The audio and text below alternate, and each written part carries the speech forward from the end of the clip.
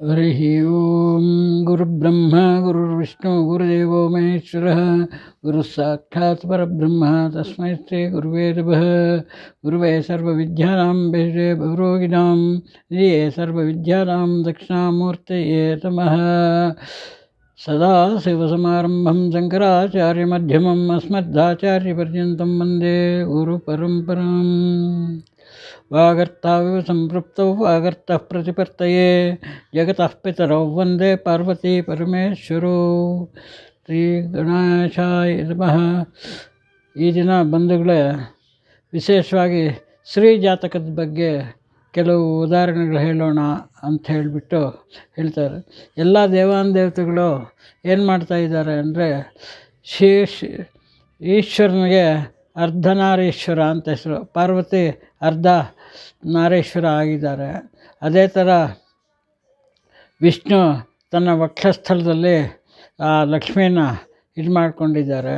ಅದೇ ಥರ ಬ್ರಹ್ಮನು ತನ್ನ ಸರಸ್ವತಿನ ನಾಲಿಗೆ ಮೇಲೆ ಇಟ್ಕೊಂಡಿದ್ದಾನೆ. ಅದೇ ಥರ ನಮ್ಮ ಜನಗಳೆಲ್ಲ ಹೆಣ್ಣವ್ರನ್ನ, ಅವರ ಹೆಂಡತಿಯರನ್ನ ಹೇಗೆ ಇಟ್ಕೊಂಡಿದ್ದಾರೆ ಅಂದರೆ ತಲೆ ಮೇಲೆ ಇಟ್ಕೊಂಡಿದ್ದಾರೆ ಅಂತ ಒಂದು ಸಾమెತೆ ಇದೆ. ನಿಮಗೆ ಗೊತ್ತಿದೆಯಾ ಎಲ್ಲೋ? ಆ ಅತ್ತೆ ಬೇರೆಯವ್ರಿಗೆ ಹೇಳಿ, ನನ್ನ ಮಗ ನನ್ನ ಸೊಸೆನ ತಲೆ ಮೇಲೆ ಎತ್ತಿಟ್ಕೊಂಡಿದ್ದಾನೆ ಅಂತ. ಇದೆಲ್ಲ ನೋಡಿರಬೇಕು. ಅದೇ ಥರ ಜ್ಯೋತಿಷ್ಯದಲ್ಲಿ ಸ್ತ್ರೀ ಜಾತಕದ ಬಗ್ಗೆ ಹೇಳಬೇಕು ಅಂದರೆ, ಸ್ತ್ರೀ ಜಾತಕದಲ್ಲಿ ಅನೇಕ ವಿಧಗಳಿದೆ.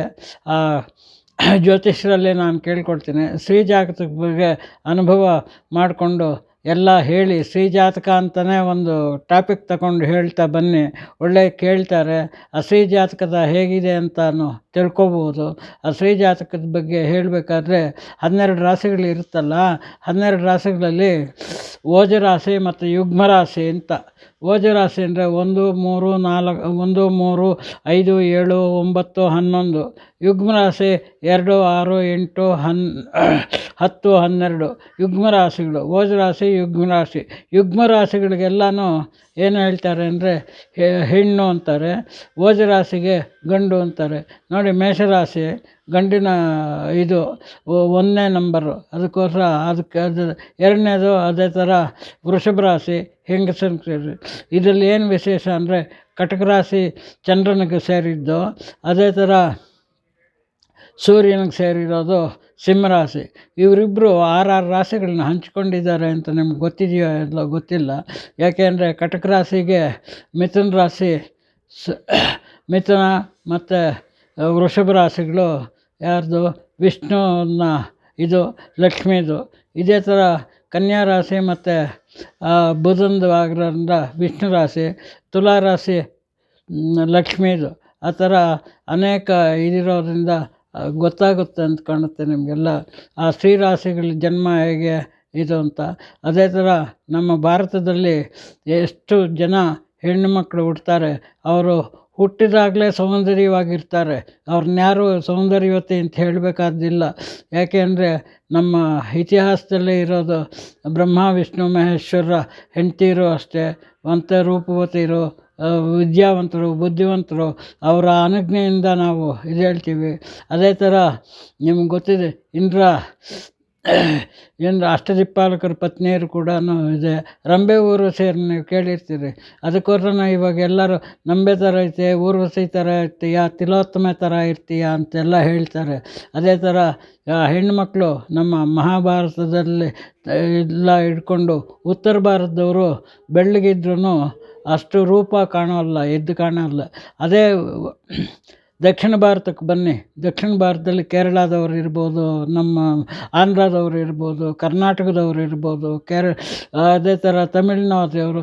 ಅವರೆಂಥ ಒಂದು ರೂಪವತಿ ಇರೋ ಸೌಂದರ್ಯವತಿರು, ಹುಟ್ಟಿದಾಗಲೇ ಕೇಳ್ಕೊಂಬಂದಿರ್ತಾರೆ ಆ ಸೌಂದರ್ಯನ. ಅದರ ಜೊತೆಗೆ ಇವಾಗ ಏನಾಗಿದೆ ಅಂದರೆ ಬ್ಯೂಟಿ ಪಾರ್ಲರ್ಗೆ ಹೋಗಿ ಇನ್ನೂ ಮೇಕಪ್ ಮಾಡ್ಕೊಳ್ತಾರೆ. ಆ ಮೇಕಪ್ ಯಾರು ಮಾಡ್ಕೊಳ್ತಾರೆ ಅನ್ನೋದಕ್ಕೊಂದು ಜ್ಯೋತಿಷ್ಯದಲ್ಲಿ ವಿಷಯಗಳು. ಯಾರ್ಯಾರು ಹೆಣ್ಣುಮಕ್ಕಳು ಜ್ಯೋತಿಷ್ಯನ ತಿಳ್ಕೊಂಡು ಇದು ಏನು ಹೇಳ್ತೀವಿ, ಆ ರೂಪನ ಮಾಡ್ಕೋಬೇಕು ಅಂತ ಬ್ಯೂಟಿ ಪಾರ್ಲರ್ಗೆ ಹೋಗ್ತಾರೆ ಅನ್ನೋದು ಜ್ಯೋತಿಷ್ಯದಲ್ಲಿ ಬರುತ್ತೆ. ಎಂತೆಂಥ ಇವರು ಯೌವನವಾಗಿರ್ತಾರೆ. ಇವಾಗ ಕನ್ಯಾ ರಾಶಿನಲ್ಲಿ ಹುಟ್ಟಿದವರು ಹೇಗಿರ್ತಾರೆ ಅಂದರೆ ಯೌವನವಾಗಿ ಇರ್ತಾರೆ. ವಯಸ್ಸಾದವರು ಮುದುಕೆ ಆಗಿದ್ರೂ ಯೌವನ ಒಂದು ಲಾಂಛನದಲ್ಲೇ ಇರ್ತಾರೆ. ಅದೇ ಥರ ಹುಣ್ಣಿಮೆನಲ್ಲಿ ಹುಟ್ಟಿದವರು ದಪ್ಪಕ್ಕೆ ಬೆಳ್ಳಗೆ ಸಂತೋಷವಾಗಿ ಇರ್ತಾರೆ. ಇಂಥದ್ದು ಅನೇಕ ವಿಷಯಗಳಿದೆ. ಅವ್ರಿಗೆ ಗಂಡ ಎಂಥವ್ರು ಸಿಗ್ತಾನೆ, ವಿದ್ಯಾವಂತರು ಹೇಗಾಗ್ತಾರೆ, ಸಂಗೀತಗಾರರು ಹೇಗಾಗ್ತಾರೆ, ಡ್ಯಾನ್ಸ್ಗಾರರು ಆಗ್ತಾ ಇದ್ದಾರೆ, ರೂಪವತಿಯರು ಹೇಗಾಗ್ತಾರೆ, ಆರ್ಟ್ ಅಂದರೆ ಸಂಗೀತ ಇದು ಇವಾಗೆಲ್ಲ ಇದೆಯಲ್ಲ, ಫಿಲಮ್ಮು ಇದೆಲ್ಲ ಇದೆ, ಸೀರಿಯಲ್ಗಳಿದೆ, ಇದರಲ್ಲೆಲ್ಲ ಯಾರು ಮೆರುಗು ಬಿಡ್ತಾರೆ. ಅನೇಕರಿಗೆ ಆ ಆಸೆ ಇರುತ್ತೆ, ನಾನು ಸೀರಿಯಲ್ ಮಾಡಬೇಕು, ಫಿಲಮ್ನಲ್ಲಿ ಹಾಕಬೇಕು ಅಂತ ಅವ್ರಿಗೆ ಯಾರು ಅಂತ ಎಂಥ ಜಾತಕದವರು ಫಿಲಮ್ನಲ್ಲಿ ಮಾಡ್ಬೋದು ಅನ್ನೋದೆಲ್ಲ ಮುಂಚೆ ಮುಂದಕ್ಕೆ ನಾನು ಹೇಳ್ತಾ ಬರ್ತೀನಿ. ಅಂಥದ್ದನ್ನು ಪ್ರಯತ್ನ ಬೀಳ್ಬೋದು ಅವರೆಲ್ಲ. ಸಂಗೀತದಲ್ಲಿ ಎಷ್ಟು ವಿಧ ಇದೆ, ಸಂಗೀತ ಹೇಗೆ ಮಾಡ್ತಾರೆ ಅನ್ನೋದನ್ನು ಹೇಳಬೇಕು. ಜಾಸ್ತಿ ಹೊತ್ತು ಮಾತಾಡೋಕ್ಕಾಗೋಲ್ಲ ಇವತ್ತು ಇಷ್ಟು ಮಾಡಿಬಿಟ್ಟು ಮುಂದಿನ ವಿಷಯದಲ್ಲಿ ಹೆಂಗಸರು ಯಾರ್ಯಾರು ಸಿನಿಮಾಗೆ ಸೇರ್ಬೋದು, ಯಾರ್ಯಾರು ಸೀರಿಯಲ್ ಮಾಡ್ಬೋದು, ಯಾರ್ಯಾರು ಡ್ಯಾನ್ಸ್ ಮಾಡ್ಬೋದು, ಯಾರ್ಯಾರು ನೃತ್ಯಗಾತಿಯರಾಗ್ಬೋದು, ಯಾರ್ಯಾರು ಸಂಗೀತಗಾರರಾಗ್ಬೋದು ಅಂತ ಪೂರ್ಣ ವಿವರವಾಗಿ ಹೇಳ್ತೀನಿ. ಇವತ್ತಿಗೆ ಇದನ್ನು ನಿಲ್ಲಿಸಿದ್ದೆ ಎಲ್ಲ ಒಳ್ಳೆಯದಾಗಲಿ ಎಲ್ಲರಿಗೂ ಅಂತ ಹೇಳಿಬಿಟ್ಟು ನಿಲ್ಲಿಸ್ತಾ ಇದ್ದೀನಿ.